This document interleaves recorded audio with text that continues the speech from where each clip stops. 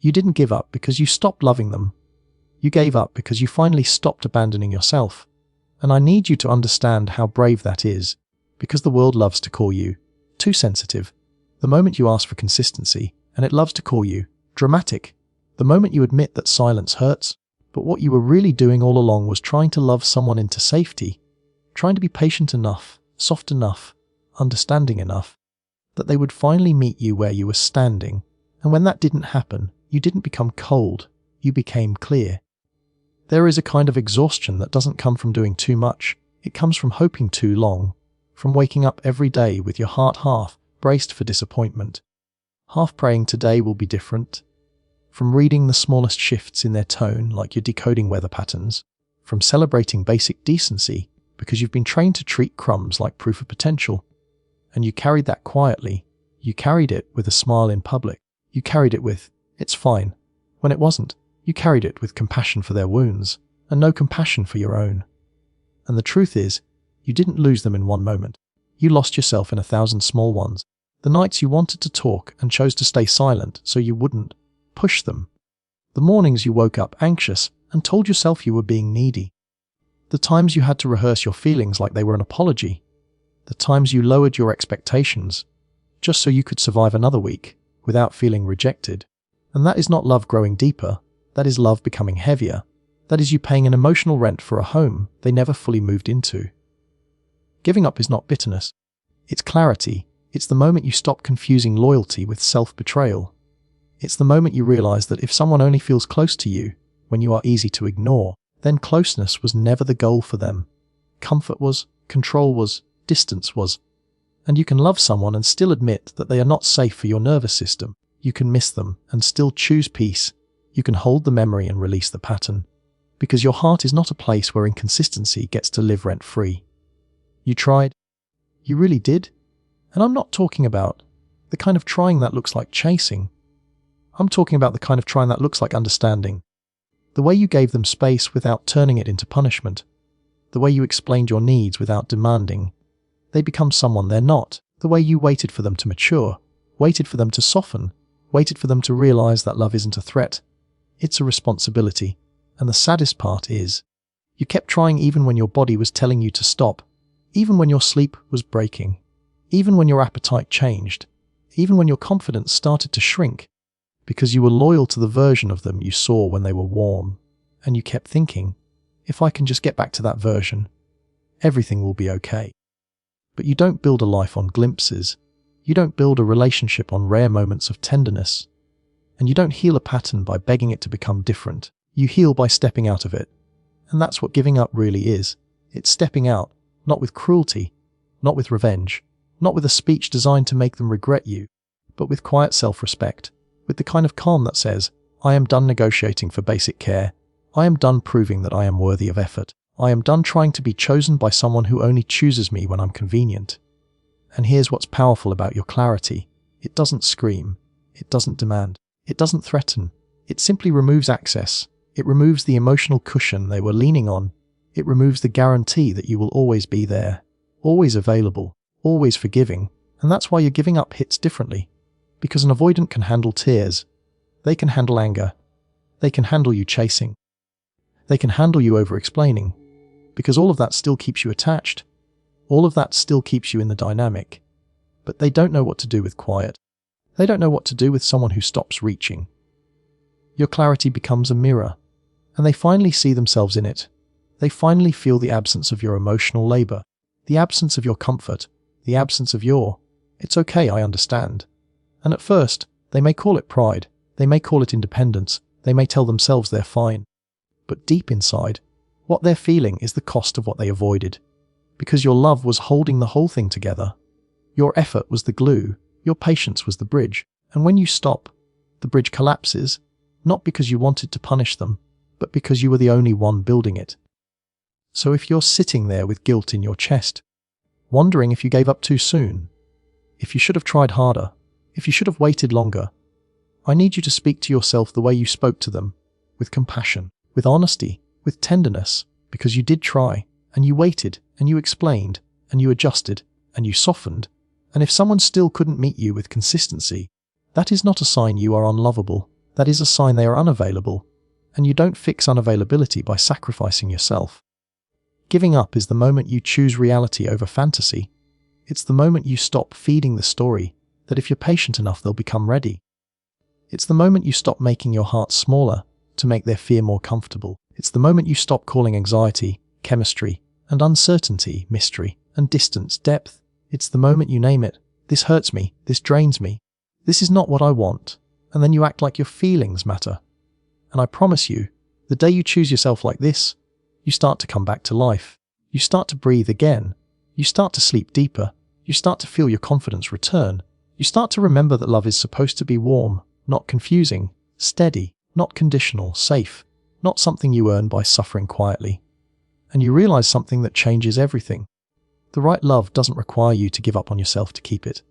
When you go quiet, when you stop reaching, when you finally put your phone down and choose your own peace over one more attempt to be understood, it doesn't just change the dynamic between you and them.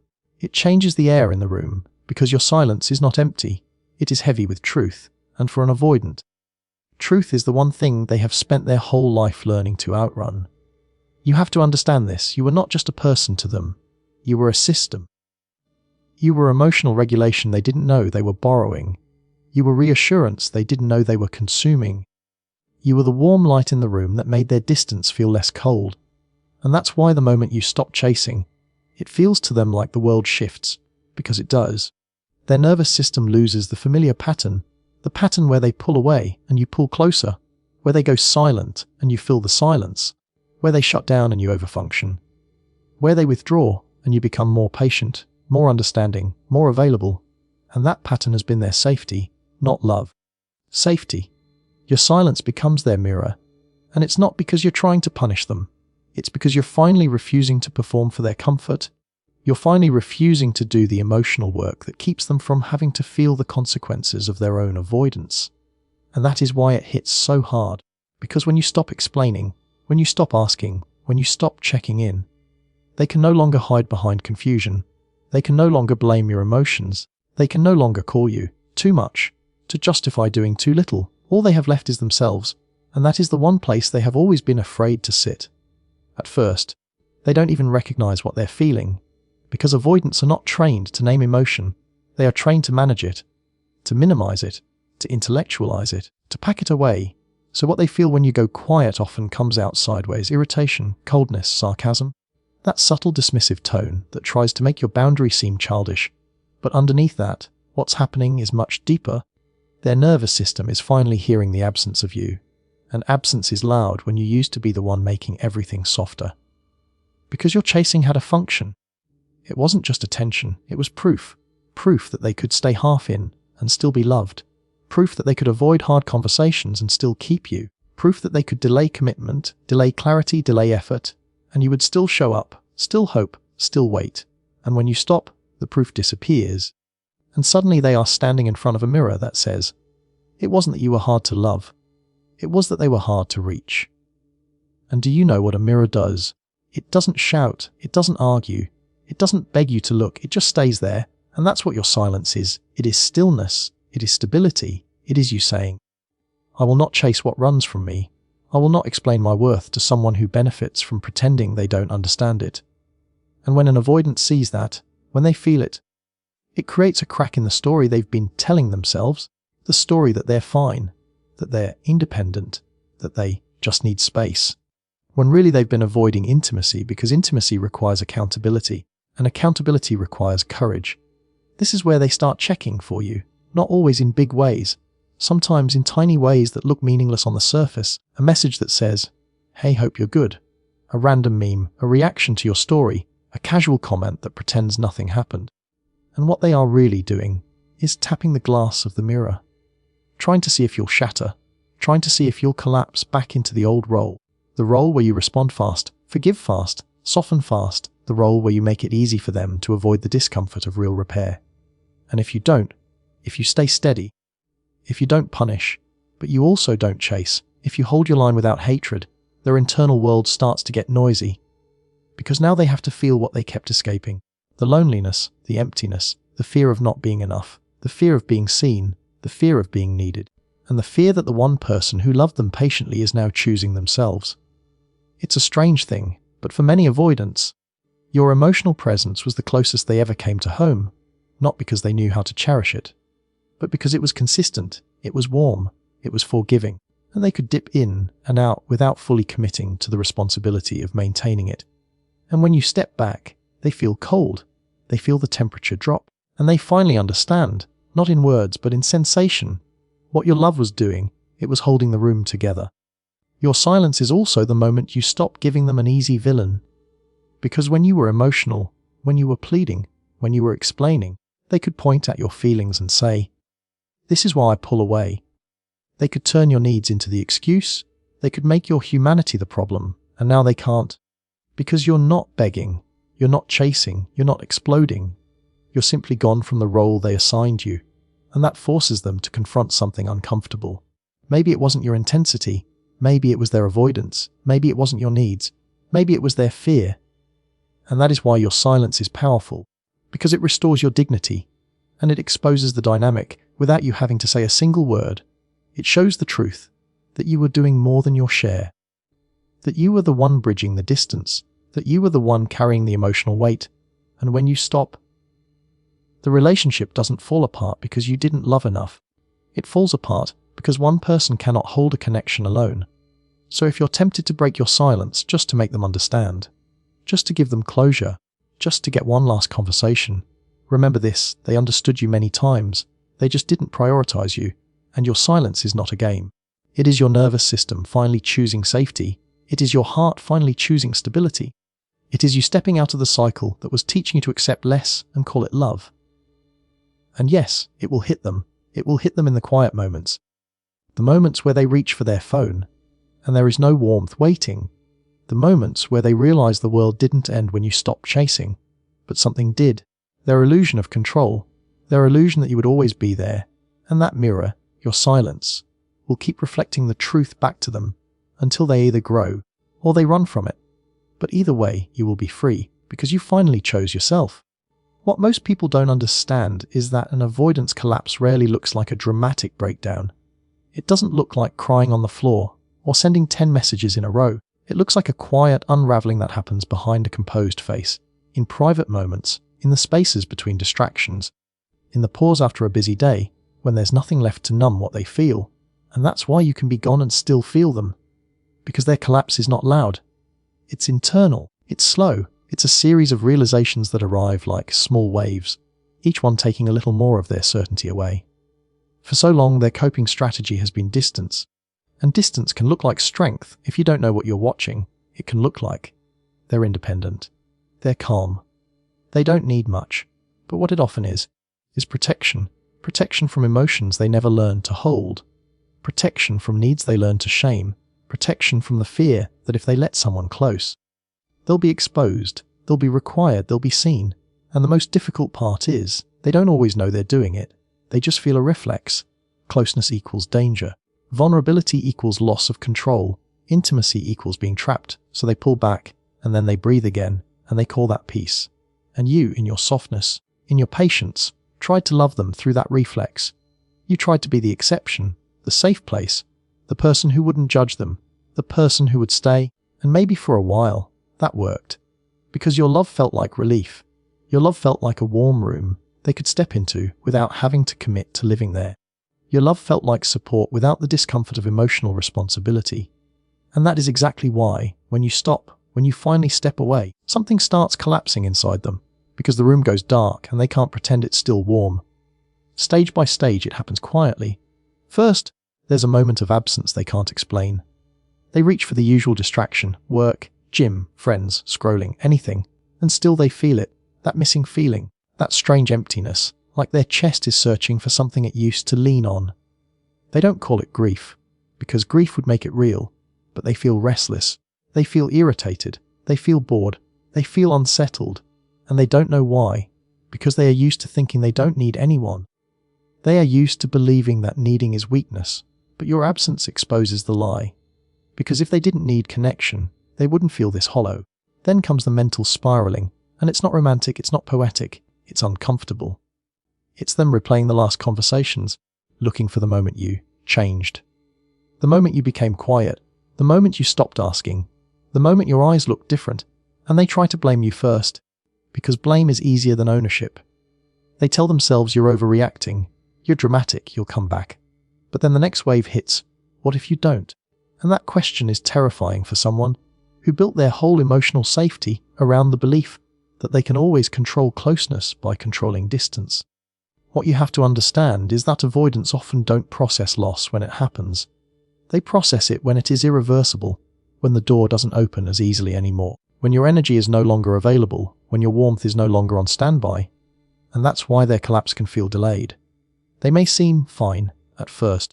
They may even look relieved, because space is their familiar drug, but then time passes, and your absence remains, and the collapse begins, because the one thing they counted on, your emotional availability, is no longer guaranteed. And in the quiet, their defenses start failing.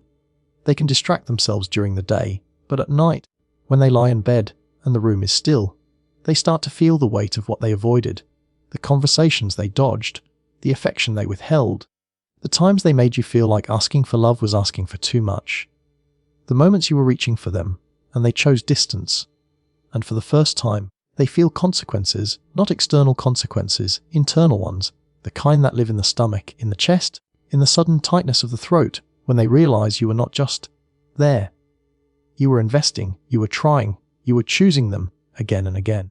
This is where the collapse turns into regret, but not always the healthy kind at first. Sometimes it's ego regret, the regret of losing someone who loved them, the regret of not being chased anymore, the regret of feeling replaceable. And that's why they might reach out in ways that feel confusing, not full accountability, but small attempts to regain control, to test whether they still matter, to see if you're still emotionally accessible. But if you stay steady, if you don't jump back into the old role, something deeper begins, something they can't manage with a casual text. The realization that you didn't leave to make them nervous, you left because you were dying inside. And that realization is what breaks them internally, because it forces them to see your experience, the nights you waited for warmth, the mornings you felt anxious, the way you tried to be patient while your heart was screaming for reassurance. And they may finally understand something they never wanted to admit. Your love was real, and their distance was not harmless. The collapse continues in small moments. They hear a song and think of you, not in a romantic movie way, but in a sudden stab of memory that makes them pause. They pass a place you used to go, and they feel the absence like a shadow. They see someone laugh the way you laughed, and something in them tightens. They think about texting you, then remember they have nothing solid to offer. They wonder if you've moved on, and that thought makes them feel both jealous and ashamed. And because they are avoidant, they may not cry, they may not talk about it, but inside, there's a growing pressure. The pressure of feelings they were never trained to hold. This is the part people don't see. The internal collapse is lonely, because avoidants often don't have practice leaning on others emotionally. They don't have language for vulnerability. They don't have a safe place to admit, I miss her, I miss him. I messed up, I didn't know how to love properly. So they carry it silently, and the silence becomes its own punishment, because they are stuck with themselves. And with the truth that your leaving was not random, it was earned, it was built. It was the consequence of distance repeated until love could no longer breathe. And if you're watching this from the outside, if you're wondering why it's taking them so long, why they didn't fight immediately, why they didn't react the way you wanted, remember this, their collapse is internal.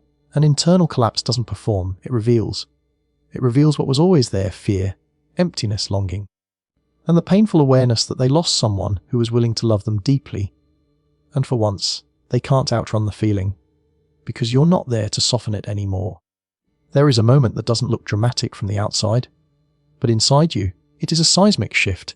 It is the moment your self-respect finally speaks louder than your hope. Hope is beautiful. Hope is what kept you patient, what kept you soft, what kept you believing that if you loved them the right way, they would meet you there. But self-respect is what finally tells you the truth, that love cannot be built on potential. Love cannot be built on, maybe one day. Love cannot be built on the version of them that only shows up when they are afraid of losing you. And when you choose peace over potential, you are not giving up on love. You are giving up on the idea that your pain is the price of being chosen. You didn't wake up wanting to leave. You didn't wake up wanting distance.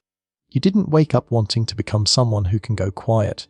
You became that person because you were tired of negotiating for the basics, tired of waiting for replies that made you feel like an inconvenience, tired of feeling guilty for wanting clarity, tired of shrinking your needs into something easier to ignore, tired of acting like you were fine, just to keep the connection alive. And here is what self-respect does. It stops asking permission to matter. It stops trying to be understood by someone who benefits from misunderstanding you. It stops volunteering your heart as a sacrifice to someone else's fear. Because let's be honest, you gave your best self to a dynamic that taught you to doubt yourself. You started questioning your intuition. You started calling your standards too high. You started calling your feelings too much. You started thinking that asking for consistency was somehow asking for a miracle. You were doing emotional gymnastics, trying to land softly so they wouldn't run, trying to speak gently so they wouldn't shut down, trying to be calm enough to earn care, as if care is something you have to earn by being less human. That is not love.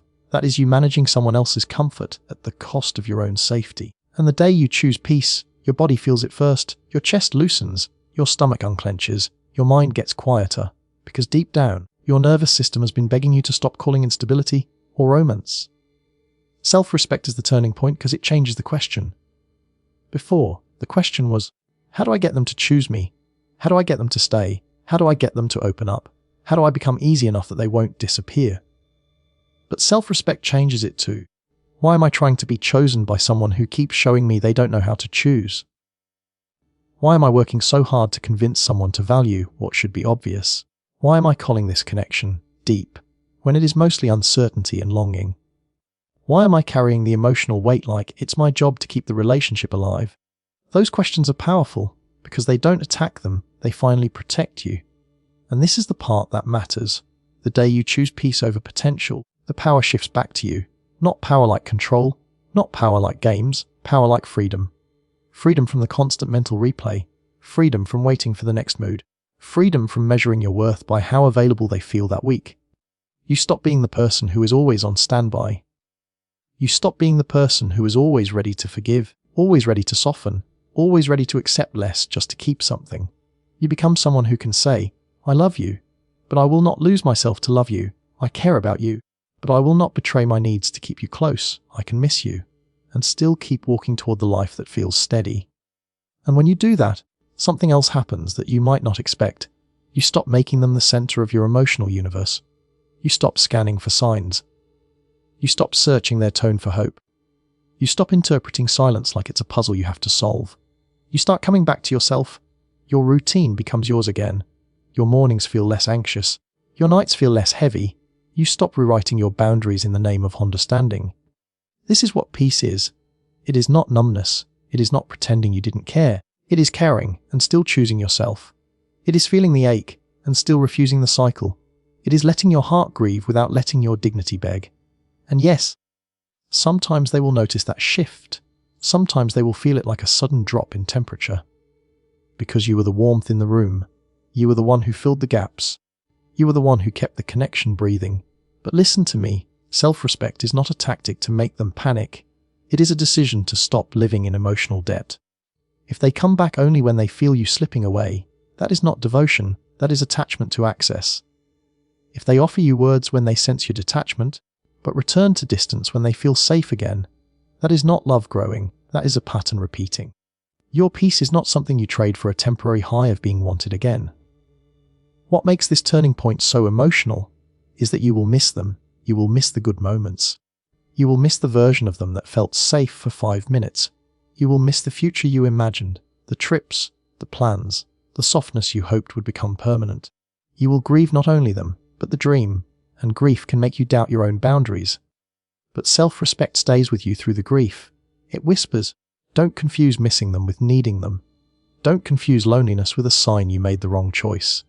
Don't confuse their absence with your unworthiness. You didn't leave because you didn't love. You left because love without safety becomes self-abandonment. And if you're in that fragile moment, where part of you wants to turn back, just to feel close again, just to stop the ache, I want you to remember what you are protecting. You are protecting your peace, your sleep, your confidence, your ability to trust yourself, your right to be loved without performing. The power that returns to you is not the power to make them regret. It is the power to no longer beg, The power to no longer chase, the power to no longer accept half love and call it fate, the power to choose a life that doesn't require you to disappear to be kept.